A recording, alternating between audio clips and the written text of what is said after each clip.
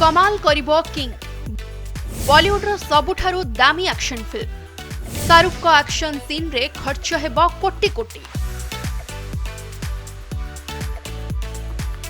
शाहरुख खान को film king रो teaser नवेम्बर 2 रे release होइतिला। याकु दर्शकों ठारू बहुत भल प्रतिक्रिया मिलिछि। वर्तमान सोशल मीडिया रे शाहरुख खान को लुक बहुत वायरल होछि।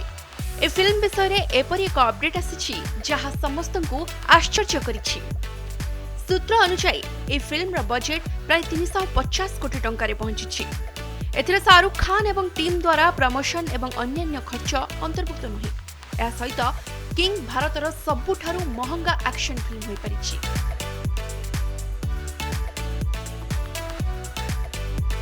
सूत्र अनुसार किंग एक छोट एक्शन थ्रिलर भाबे आरंभ होइतिला, जेउथिरे शाहरुख खान कर केवल एक कैमियो रहितिला।